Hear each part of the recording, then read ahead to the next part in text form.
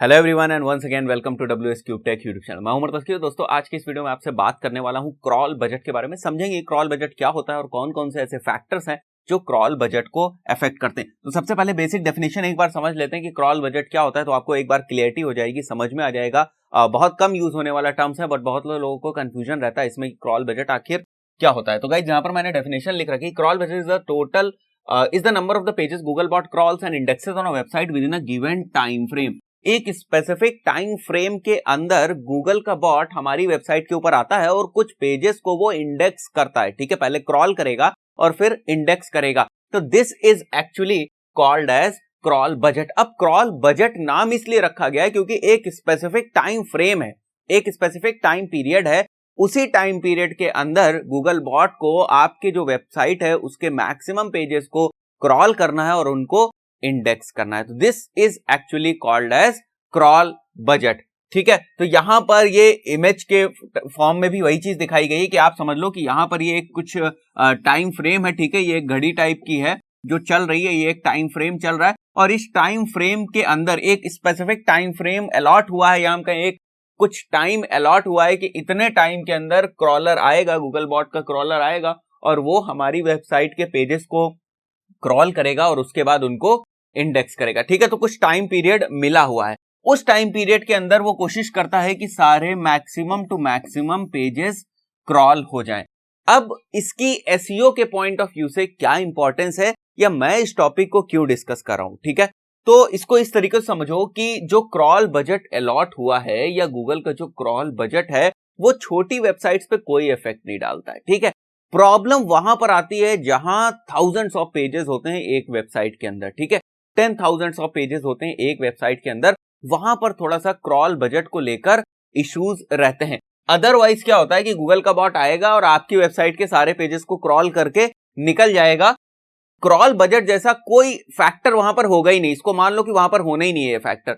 But अगर आप उसको इस तरीके से समझो कि एक बहुत बड़ी वेबसाइट है, दसों हजारों पेजेस हैं उसके अंदर, ऐसे में गूगल का क्रॉलर आता है और क्रॉल करने की कोशिश करता है, सारे पेजेस को क्रॉल करने की कोशिश करता है और ये टाइम एग्जॉस्ट हो जाता है। अब ये टाइम एग्जॉस्ट होने की क्या कंडीशन है, गूगल को इंस्ट्रक्शंस मिलते हैं कि इस क्रॉलर को वापस आ जाना है। ठीक है, जितने पेजेस क्रॉल हुए उतने ही पेजेस क्रॉल करने हैं और वापस आ जाना है। तो अब हम क्या करें कि हमारे सारे के सारे पेजेस क्रॉल हो जाएं, 10,000 के 10,000 पेजेस हैं वही एक बार में क्रॉल हो जाएं। ठीक है, तो प्रॉब्लम यह है कि छोटी वेबसाइट्स तो तुरंत क्रॉल हो जाती हैं, लेकिन बड़ी वेबसाइट्स एक टाइम फ्रेम के अंदर अपने सारे वेब पेजेस को क्रॉल करा पाएं, ये थोड़ा सा मुश्किल होता है अनटिल अनलेस जो क्रॉल बजट की कंडीशंस हैं उनको आप सेटिस्फाइड नहीं करते हैं। ठीक है, मतलब अगर आप अपनी वेबसाइट को क्रॉल बजट के पॉइंट ऑफ व्यू से ऑप्टिमाइज करके रखेंगे तो इस टाइम फ्रेम के अंदर ही आपकी वेबसाइट के सारे पेजेस, चाहे वो दसों हजार हो चाहे लाखों हो, वो सारे क्रॉल हो जाएंगे, इंडेक्स हो जाएंगे। ठीक है, तो मार्क करने वाली बात यही है कि छोटी वेबसाइट है अगर आपकी तो कोई प्रॉब्लम नहीं है, इस कॉन्सेप्ट को ही भूल जाएं। मतलब कॉन्सेप्ट को नहीं, मतलब ये समझ लें कि क्रॉल बजट के टर्म को हमको डिस्कस ही नहीं करना है छोटी वेबसाइट के लिए, जनरली ये बड़ी वेबसाइट्स के लिए ही होता है। तो यहां पर लिखा है so if your number of pages exceed your sites crawl budget you are not going to have pages on your sites that aren't indexed। ठीक है, if your number of pages exceeds your site crawl budget, अगर ये pages बहुत ज्यादा हो जाएंगे, हमारी जो क्रॉल बजट है, हमें जो टाइम मिला है जितने में गूगल के क्रॉलर को हमारी वेबसाइट को इंडेक्स करना है, ठीक है, वो क्या है, वो अगर ये टाइम एग्जॉस्ट हो जाएगा, बहुत ज्यादा पेजेस हैं तो ये टाइम डेफिनेटली कम पड़ जाएगा, एग्जॉस्ट हो जाएगा उनके सामने। ठीक है, तो अब इनको किस तरीके से हम इंप्रूव कर सकते हैं, क्या कर सकते हैं, उसके लिए कुछ फैक्टर्स हैं, लेकिन उससे पहले दो और टर्म्स यूज होते हैं इसी के रेफरेंस में, क्रॉल बजट के रेफरेंस में दो टर्म्स और यूज होते हैं।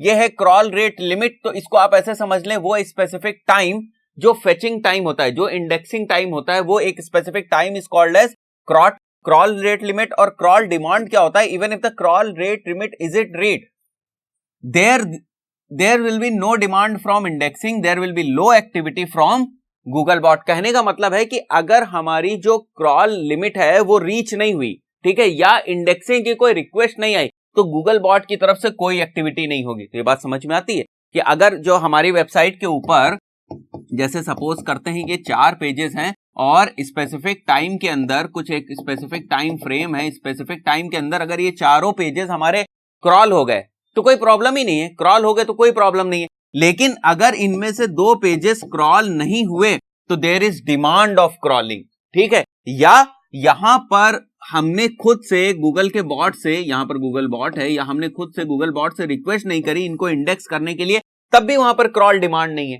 तो क्रॉल डिमांड का मतलब क्या हुआ कि अगर अपने आप से एक स्पेसिफिक टाइम पीरियड के अंदर क्रॉल डिमांड जो है, हमारे वेब पेजेस जो हैं वो सारे वेब पेजेस इंडेक्स नहीं हो पाए, तो देयर इज क्रॉल डिमांड, ठीक है। या हम इसको इस तरीके से समझ सकते हैं कि हमने खुद गूगल बॉट से रिक्वेस्ट करी कि हमारे पेजेस को इंडेक्स कर लो, तो there is a crawl demand, ठीक है। जब भी क्रॉलिंग की डिमांड होगी which is called as crawl demand, बहुत बेसिक सी चीज है। उसके बाद जो फैक्टर्स हैं जो क्रॉल बजट को अफेक्ट करते हैं, इस चीज को आप समझिए, थोड़ा सा इस तरीके समझिए कि एक टाइम है और उस टाइम के अंदर हमें अपने सारे पेजेस को क्रॉल कराना है, और साथ ही साथ उन पेजेस को क्रॉल कराने के साथ साथ हम उनको इंडेक्स भी कराना है, क्योंकि गूगल बॉट के पास तो एक स्पेसिफिक टाइम है, वो कहता है हमारे पास एक लिमिटेड टाइम है, हम इतनी देर के लिए आपकी वेबसाइट के ऊपर आएंगे, जितना भी हम क्रॉल कर सकते हैं क्रॉल करेंगे, अगर छूट जा रहा है तो आपकी प्रॉब्लम, आपको फिर से क्रॉल डिमांड क्रिएट करनी पड़ेगी, ठीक है।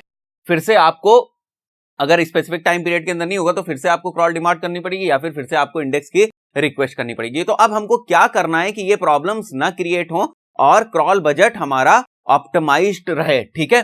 तो सबसे पहली बात तो आपको नेविगेशन वगैरह को ईज करना है, ठीक है, क्योंकि देखो जो मेन फैक्टर वो यही है कि जब गूगल का बॉट आएगा और उसको एक स्पेसिफिक टाइम पीरियड मिला हुआ है, उसकी जो अलार्म है वो बज जाएगा एक स्पेसिफिक टाइम पीरियड के बाद, तो क्या होगा कि वो ज्यादा से ज्यादा कोशिश करेगा कि आपके पेजेस को स्कैन कर ले, आपके पेजेस को क्रॉल कर ले। तो उसके लिए क्या करेगा, वो चाहता है कि आपकी पेज की स्पीड फास्ट हो।